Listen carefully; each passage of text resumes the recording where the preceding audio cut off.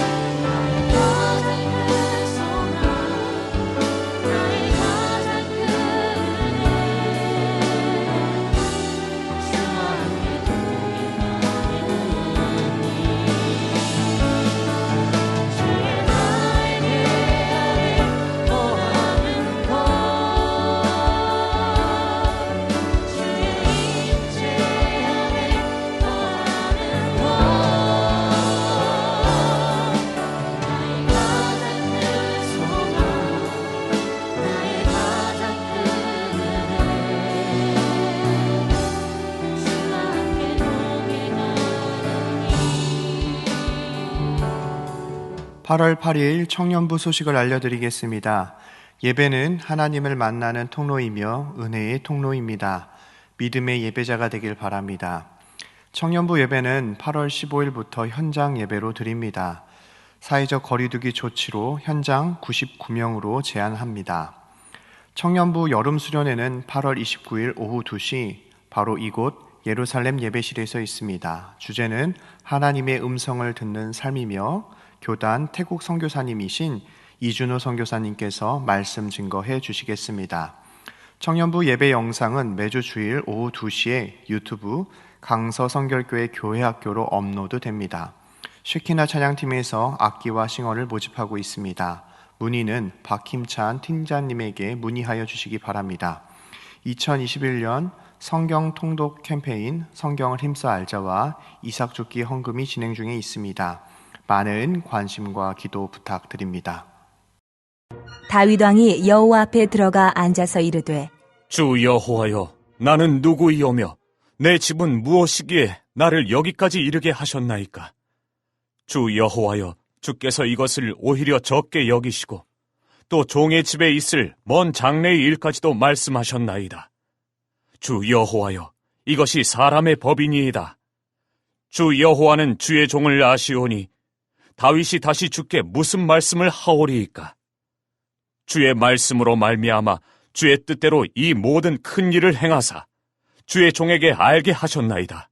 하나님 앞에 나와 앉으라, 하나님 앞에 나와 앉으라 라는 제목으로 하나님의 말씀을 증거하도록 하겠습니다.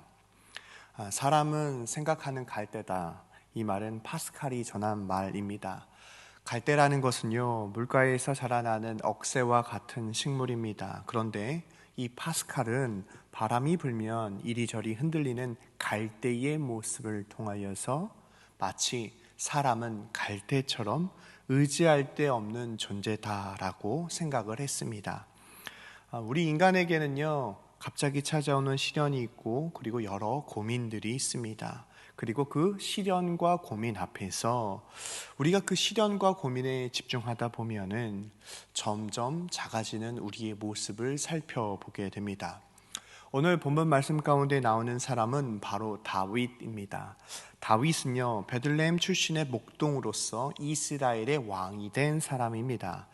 객관적인 조건으로는 그가 이스라엘의 왕이 될 만한 사람은 아니었는데 전적인 하나님의 은혜로 하나님의 선택하심을 받은 그 다윗은 이스라엘의 왕이 되었습니다.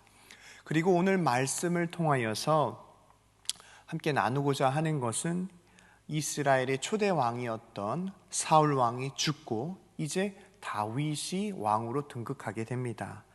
크고 작은 사건들이 있었고 다윗은 헤브론에서의 통치의 시간 그 7년 6개월을 마감하고 이제 온 유다 지역의 왕으로서 이스라엘의 왕으로서 예루살렘을 통치하는 그 시대를 맞이하게 됩니다. 다윗이 헤브론에서 예루살렘 시온성을 정복한 이후에 그 산성을 다윗성이라고 이야기했습니다. 그리고 다윗은 두로왕 히람의 지원을 받아서 목수와 석수 그리고 백향목, 돌 이 모든 것들을 통하여서 자신의 집을 아름답게 건축했습니다. 그런데 가장 행복하고 나에게 의미 있는 그 시간 가운데에 다윗 마음에는 불편함이 있었어요.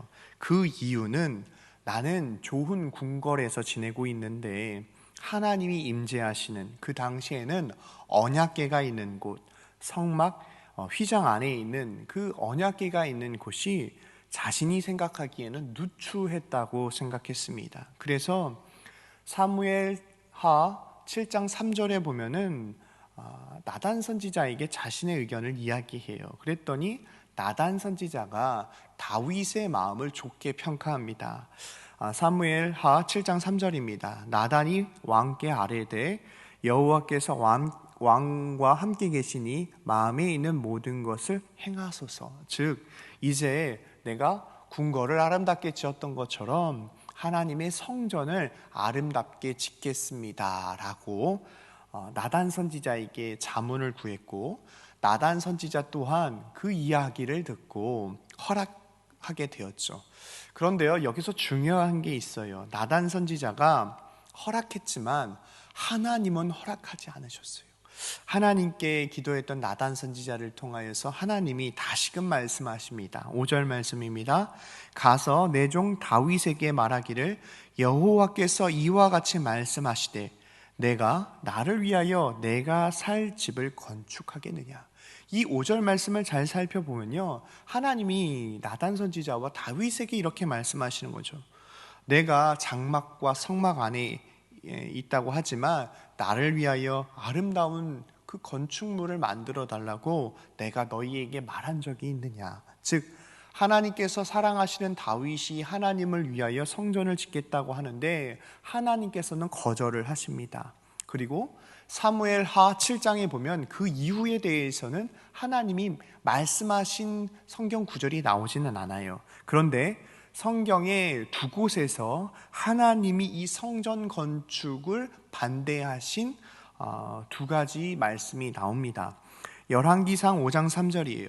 당신도 알거니와 내 아버지 다윗이 사방의 전쟁으로 말미암아 그의 하나님 여호와의 이름을 위하여 성전을 건축하지 못하고, 즉 지금 다윗은 순수한 동기에서 성전을 짓겠다고 이야기하지만 하나님이 보시기에는 이웃 나라와의 그 전쟁 가운데에 다윗이 온전히 하나님 앞에 성전을 짓는 것이 부담이 되기 때문에, 그리고 짓는 것이 어렵다라고 판단하셨기 때문에 거절하셨다라고 성경은 나와 있고요. 또 두 번째로는 역대상 28장 8절입니다. 여호와의 말씀이 내게 임하여 이르시되 너는 피를 심히 많이 흘렸고 크게 전쟁하였느니라. 내가 내 앞에서 땅에 피를 많이 흘렸은즉 내 이름을 위하여 성전을 건축하지 못하리라. 역대상 28장 3절 말씀입니다. 하나님이 내게 이르시되 너는 전쟁을 많이 한 사람이라. 피를 많이 흘렸으니 내 이름을 위하여 성전을 건축하지 못하리라. 여러분, 이 성경 두 곳을 살펴보면 결국 다윗이 하나님 앞에 성전을 건축하지 못한 이유가 나옵니다. 그런데 율법서라고 말하는 그 신명기 12장에 보면은 율법에 관해서 성전을 지을 때에 이런 상황들에 나오는데, 성전은 언제 지어야 하냐면 전쟁이 없는 시대, 평안한 시대에 성전을 건축해야 된다고 신명기 12장에 나타나 있습니다. 아직 다윗은 전쟁으로 인한 분주함, 많은 사람의 피를 흘린 그 시대에는 성전을 지을 만한 평안한 시기가 아니었다라고 하나님이 말씀하고 계시는 거예요. 하나님께서 다윗의 마음을, 그리고 다윗의 충심을 거절하셨지만 다윗의 마음을 받으시고 그에게 축복하십니다. 하나님께서 다윗을 어떻게 축복하셨냐면 사무엘하 7장 9절이에요. 내가 가는 모든 곳에서 내가 너와 함께 있어 내 모든 원수를 내 앞에서 멸하였은즉 땅에서 위대한 자들의 이름같이 내 이름을 위대하게 만들어 주리라. 사무엘하 8장 6절입니다. 다윗이 다메섹 아람의 수비대를 두매 아람 사람이 다윗의 종이 되어 조공을 바치니라. 다윗이 어디로 가든지 여호와께서 이기게 하시니라. 하나님 앞에 성전을 건축하겠다라고 하나님께, 그리고 나단 선지자에게 이야기했지만 결국 그는 성전을 건축하지 못했어요. 하지만 하나님이 다윗의 마음을 받으시고 그 다윗을 축복하셨어요. 어떻게요? 내가 어디를 가든지 내가 너와 함께 하겠다. 두 번째로, 어디를 가든지 여호와 하나님께서 이기게 하셨다는 거예요. 사랑하는 청년 여러분, 일평생 하나님과 동행했던 다윗은요, 훗날에 이렇게 고백합니다. 시편 23편 4절이에요. 내가 사망의 음침한 골짜기로 다닐지라도 해를 두려워하지 않는 것은 주께서 나와 함께 하심이라. 그가 해를 두려워하지 않는 그 이유가 무엇입니까? 하나님이 나와 함께 하심이라. 주의 지팡이와 막대기가 나를 안위하시나이다. 하나님이 나를 지켜주시고 내가 나아가야 할 그 방향을 주님께서 목자 되어 주셔서 나를 인도해 주신다라고 지금 다윗은 고백하고 있습니다. 청년 여러분, 성경 여러 곳곳에 보면 하나님이 함께 하시겠다라고 하는 말씀의 내용이 나옵니다. 한 가지 예를 들어보면 출애굽기 3장에 보면은 애굽에서 400여 년 동안 노예 생활을 했던 이스라엘 백성들을 하나님께서 구출하시고자 미디안 광야에서 양치고 있는 모세를 부르십니다. 모세야, 모세야, 너의 민족이 나를 위하여 기도한다. 그 이스라엘 민족을 위하여 애굽으로 가라 라고 하나님께서 말씀하시는데 하나님의 그 임재가 있었던 그곳에서 모세는 이런지하에 하나님의 부르심에 거절합니다. 불순종합니다. 그 이유는 그 모세의 마음 가운데 자신의 힘으로, 자신의 신분으로 애굽 왕 바로와 대결할 만큼 내가 출중한 사람이 못 된다라고 하는 그 이유였습니다. 출애굽기 3장 12절 말씀입니다. 하나님의 부르심에 불순종하고 이런 자에 거절했던 다윗에게 하나님께서 말씀하시는 거예요. 하나님이 이르시되 내가 반드시 너와 함께 있으리라. 내가 그 백성을 애굽에서 인도하여 낸 후에 너희가 이 산에서 하나님을 섬기리니 이것이 내가 너를 보낸 증거라. 하나님께서 말씀하시는 거예요.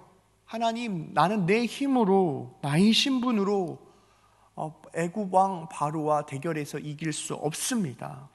하나님께서 두려워하는 모세를 향하여 뭐라고 말씀하십니까?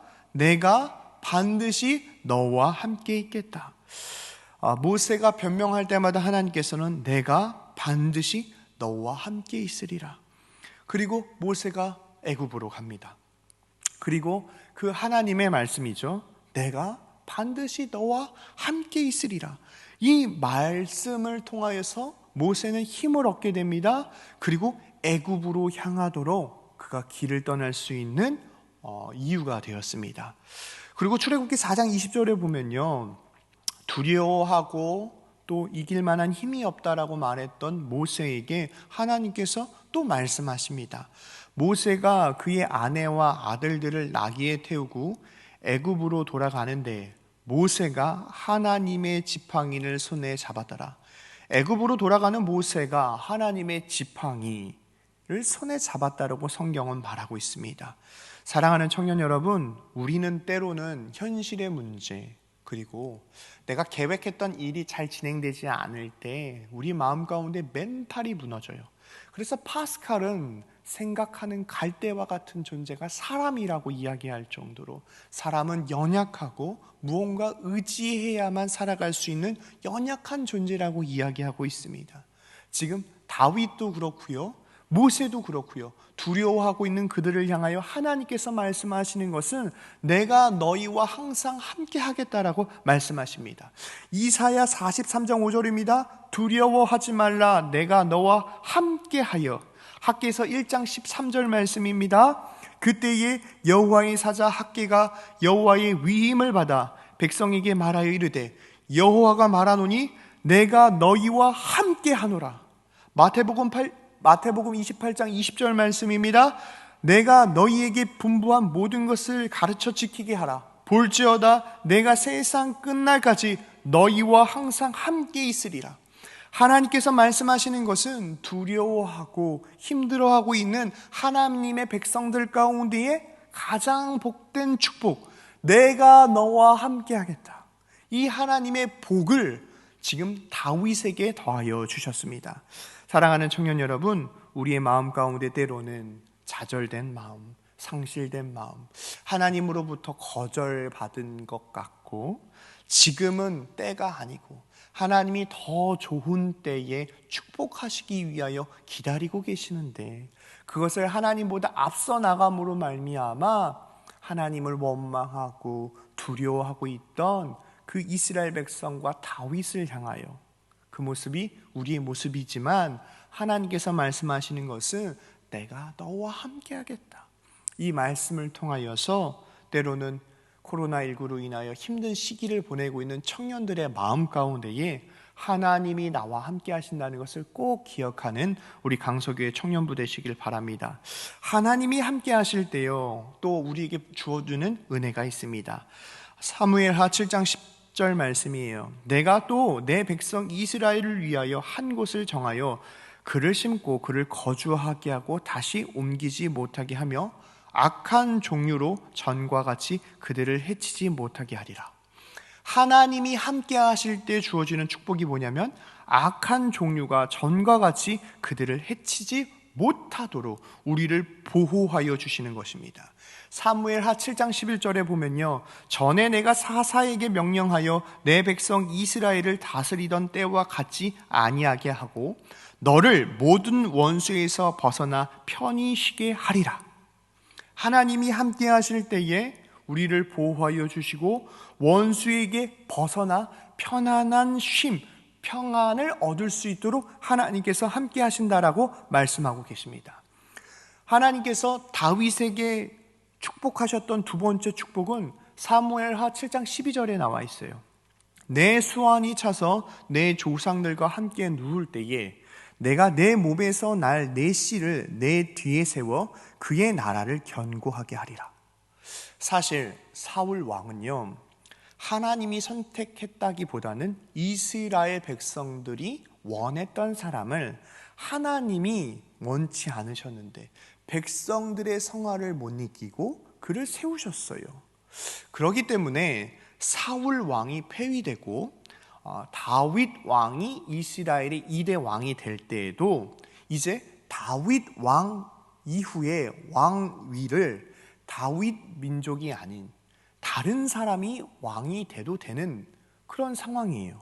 그런데 하나님께서 다윗이 하나님께 성전을 건축하겠다라고 고백했고 하나님이 너는 아직 전쟁이 많고 내 손에 피가 많이 흘렀기 때문에 또 지금은 평안의 시기가 아니기 때문에 성전 건축을 거절하셨지만 뭐라고 또 축복을 해주시냐면 내 수완이 잦아서 너희 삶 가운데에 조상들과 함께 누울 때까지 내가 너를 지켜주겠다. 또 내 몸에서 날 씨가 그 나라를 견고하겠다. 너의 아들이 너의 후손이 이 이스라엘 민족을 다스리는 왕이 되겠다라고 하나님이 지금 다윗에게 지금 약속하고 계시는 것입니다. 이 견고하다라고 하는 뜻은요, 폭풍우가 몰아치고 난 다음에 지진으로 땅이 갈라지고 난 다음에도 무너지지 않은 상태예요. 그러니까 폭풍우가 물고 지진이 일어나도 무너지지 않고 형태를 잃어버리지 않은 그 상태가 견고한 상태인데 하나님 앞에 나아갔던 다윗은 그의 인생을 견고케 하여 주시는 하나님을 만납니다. 하나님을 의지할 때마다 흔들리지 아니하고 그의 삶을 인도해 주시는 하나님을 만나게 됩니다. 사랑하는 청년 여러분, 때로 지금 기도했던 기도의 제목이 즉각적으로 응답되지 않을 때가 있어요. 그런데 지금 내가 생각할 때는 지금이 가장 좋은 때라고 여겨지지만 하나님의 관점으로 보면 더 좋은 때에 가장 좋은 시기에 하나님께서 응답하시려고 하나님도 지금 기다리고 계신다고요. 이스라엘 민족 가운데에 하나님께서 늘 동행하여 주셨던 것처럼 다윗의 삶 가운데에 성전을 드리려고 했지만 그 성전 건축이 불발로 끝났을 때에 하나님이 그에게 말씀하시는 것은 내 씨가 내 뒤를 이어 나라를 견고하게 하리라. 이것이 바로 하나님이 다윗에게 말씀하셨던 축복이었습니다. 세 번째 축복은요, 은총의 축복입니다. 사무엘하 7장 14절에서 15절 말씀이에요. 나는 그에게 아버지가 되고 그는 내게 아들이 되리니 그가 만일 죄를 범하면 내가 사람의 매와 인생의 채찍으로 징계하려니와 내가 내 앞에서 물러나게 한 사울에게서 내 은총을 빼앗은 것처럼 그에게서 빼앗지 아니하리라. 이건 뭐예요? 더 확실한 은혜예요. 은총을 입는 거예요. 너희 사랑하는 아들이 하나님 앞에 범죄를 하게 되면 인생의 채찍으로 징계한다. 이거는 사랑함으로 그가 돌아올 수 있도록 하겠다는 거예요. 그런데 사울 왕은요, 하나님 앞에 범죄했을 때 하나님이 그를 그냥 바라보셨어요. 그리고 사울 왕이 하나님을 떠나게 되고 하나님 앞에 큰 범죄를 했을 때에 그 왕위를 다윗에게 넘겨지게 되었어요. 그런데 그 은총을 너의 아들에게서는 절대로 뺏지 않겠다라고 하나님께서 다윗에게 약속하고 계시는 것입니다. 지금 하나님 앞에 거룩한 성전을 드리려고 했어요. 그런데 아직 때가 아니래요. 왜요? 아직 전쟁이 끊이지 않아요. 그리고 그의 손에는 많은 피가 흘렸어요. 지금은 평안의 시기가 아니기 때문에 성전 건축하기가 어려운 상황이에요. 그런데 다윗의 마음 가운데에 하나님께서 이 내려주시는 세 가지 축복 가운데에 그가 선택한 것은 하나님 앞에 나아가 앉습니다. 사무엘하 7장 18절이에요. 다윗 왕이 여호와 앞에 들어가 앉아서 이르되 주 여호와여 나는 누구이오며 내 집은 무엇이기에 나를 여기까지 이르게 하셨나이까. 28절에서 나오는 앉아서라고 하는 히브리어 야시부라고 하는 뜻은요, 앉다라고 하는 문자적인 의미보다는 하나님 앞에 머물러 있다, 체류하고 있다 라고 하는 의미가 조금 더 가까운 의미라고 볼 수 있습니다. 지금 다윗은 자신의 삶을 되돌아봤을 거예요. 베들레헴 목동이었어요.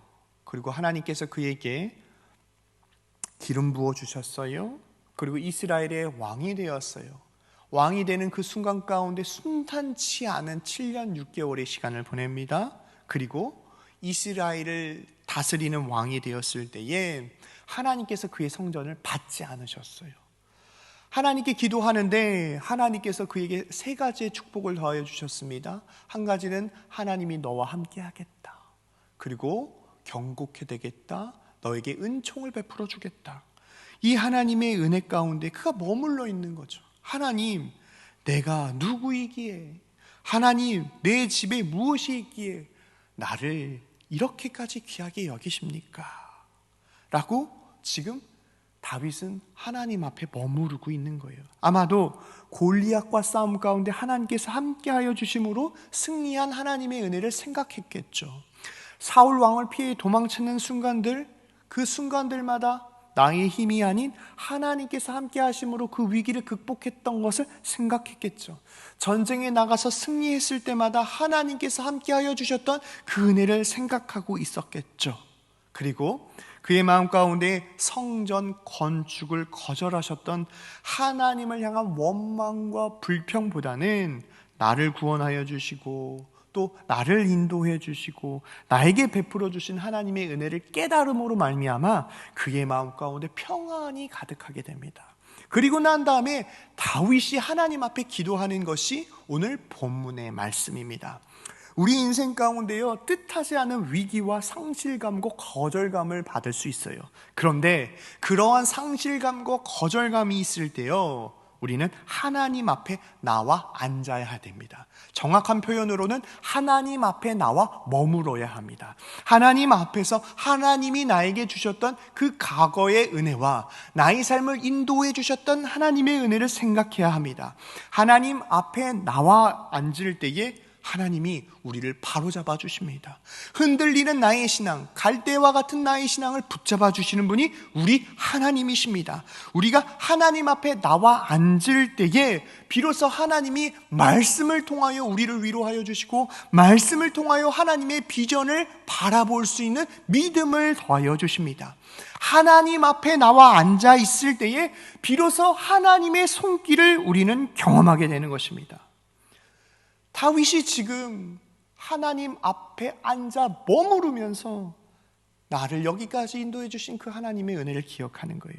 사무엘하 7장 19절에서 21절이에요. 이것은 다윗의 기도입니다. 주 여호와여, 주께서 이것을 오히려 적게 여기시고 또 종의 집에 있는 먼 장래의 일까지 또 말씀하셨나이다.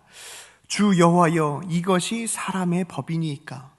주 여호와는 주의 종을 아시오니 다윗이 다시 주께 무슨 말씀을 하오리이까.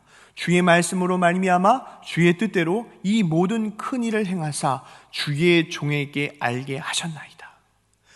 이 기도의 세 가지 특징이 있습니다. 첫째는 하나님의 위대하심에 대해서 이야기하는 거예요.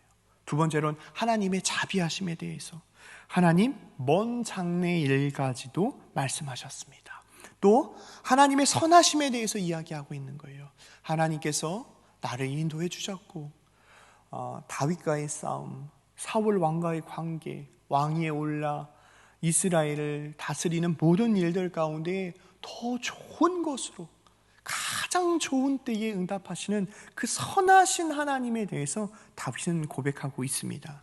사랑하는 청년 여러분, 하나님 앞에 나와 있을 때에 우리 삶의 복잡한 모든 문제들이 하나씩 하나씩 해결되어져요. 왜 그렇죠? 우리가 고난과 어려움, 그것에 집중하거든요. 진로의 문제, 사람과의 문제, 때로는 가정의 문제. 이 문제에 집중하다 보면요, 하나님보다도 이 집중함으로 말미암아 문제가 더 크게 보여지고 나 자신이 점점 작아지는 것을 느낍니다. 그런데 우리를 창조하시고 우리를 기억하시며 우리를 사랑하시는 그 하나님, 빛 대신 예수 그리스도의 말씀을 사모하는 모든 심령들 가운데에 하나님의 말씀이 비춰질 때에 그 어두움이 사라지는 것처럼 우리가 하나님 앞에 나와 앉아 있을 때에 우리 마음에 있는 섭섭함과 마음의 거절감과 상실감이 떠나가고 하나님의 말씀으로 우리는 회복되어 줄 수 있는 것이고, 하나님의 말씀으로 우리는 바로 서게 되는 것이고, 하나님의 말씀으로 하나님의 손길을 경험하게 되는 것입니다. 그리고 난 다음에 사울이 이렇게 고백합니다. 사무엘하 7장 29절 말씀이에요. 이제 청하건대 종의 집에 복을 주사 주 앞에 영원히 있게 하옵소서. 주 여호와께서 말씀하셨사오니 주의 종의 집에 영원히 복을 받게 하옵소서. 하나님, 이제는 내가 문제에 집중하지 않겠습니다. 하나님, 이제는 내가 하나님 앞에 나와 앉아 하나님의 은혜를 생각하겠습니다. 하나님이 나와 함께 하여 주시고 하나님이 나의 삶과 나의 민족을 경고케 하여 주시는 하나님이심을 믿습니다. 뿐만 아니라 우리의 삶 가운데 범죄할 때에 사랑의 채찍으로 우리가 돌아올 수 있도록 우리를 포기하지 아니하시는 하나님 뿐만 아니라 하나님께서 우리에게 베풀어 주신 그 은총을 기억하며 우리는 하나님 앞으로 나아가 하나님의 말씀을 통하여 무장되어지며 하나님의 말씀으로 위로의 주님을 바라보겠습니다라고 지금 다윗은 고백하고 있는 것입니다. 사랑하는 청년 여러분, 참 어려운 시기를 보내고 있습니다. 우리는 생각하는 갈대와 같이 연약한 존재이지만 연약한 우리가 붙잡을 수 있는 건 하나님 앞에 나와 하나님의 말씀을 붙잡을 때마다 우리를 강건케 하여 주시고 하나님의 말씀을 기억하며 말씀대로 살아갈 수 있도록 우리에게 은혜를 베풀어 주시는 분이 우리 하나님이심을 기억하며 우리의 삶 가운데 하나님의 성전에 나와 하나님의 말씀 앞에 나와 하나님께 기도함으로 승리하는 우리 강서교회 청년부 되시기를 바랍니다. 기도하겠습니다. 사랑과 은혜가 풍성하신 하나님 아버지, 은혜와 사랑을 감사합니다.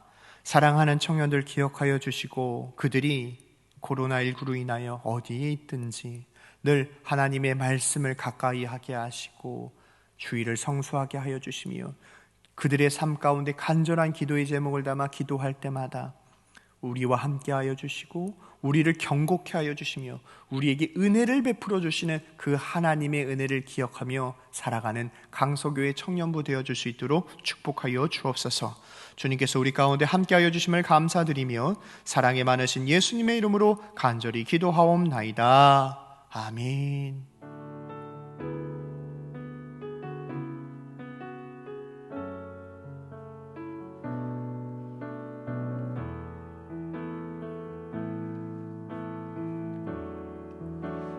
저물어 갈 때 빈들에서 걸을 때 그때가 하나님의 때 내 힘으로 안 될 때 빈손으로 걸을 때 내가 고백해 여호와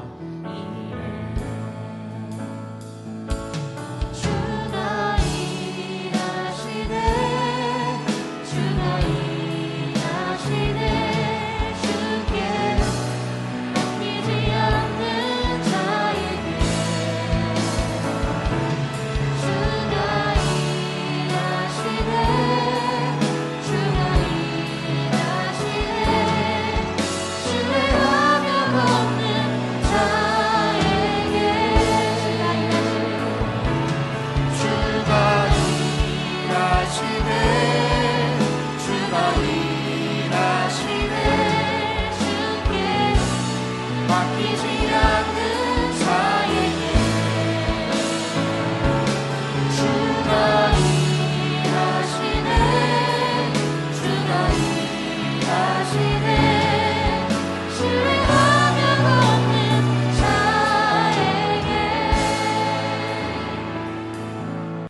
사랑과 은혜가 풍성하신 하나님 아버지, 은혜와 사랑을 감사합니다. 사랑하는 청년들이 시간과 정성과 마음과 예물을 주님께 올려드립니다. 이 예물이 쓰여지는 곳곳마다 하나님의 영광이 드러나게 하시고 엘샤다의 모르모의 성결교회와 조병철 박미선 선교사님, 우간다의 김훈기 임경수 선교사님, 또 미얀마의 강건한 박사로 선교사님, 이스라엘의 김정한 소연이 선교사님 기억하여 주시고 우리 사랑하는 선교사님들을 위하여 기도할 때마다 하나님의 나라가 확장되어 줄 수 있도록 우리 기도 가운데에 함께하여 주옵소서. 특별히 하나님 이 시간 간절히 간구하며 기도하는 것은 우리 사랑하는 청년들의 삶 가운데에 동일한 은혜를 더하여 주시고 학업 중인 청년들, 직장 출근하는 청년들, 사업하는 청년들, 하나님 또 취업을 준비하는 청년들, 그들의 삶 가운데에 하나님의 은혜를 더하여 주셔서 하나님께 간절히 간구하며 기도하였더니 하나님이 우리의 삶을 인도해 주셨다라고 간증하며 하나님께 영광 돌릴 수 있도록 축복하여 주옵소서. 세상 사람 만나기 전에 하나님 먼저 만나게 하시고 사람에게 부탁하기 전에 하나님께 먼저 기도하게 하시며 성실하게 실천하여 끝까지 잘되는 복된 청년부가 되게 하여 주옵소서. 이제는 우리 주 예수 그리스도의 은혜와 하나님의 사랑과 성령의 교통하심이 하나님 앞에 나와 앉아 기도함으로 승리하겠다고 결단하는 사랑하는 강서교회 청년부 머리 위에 지금로부터 영원토록 함께하길 간절히 축원하옵나이다.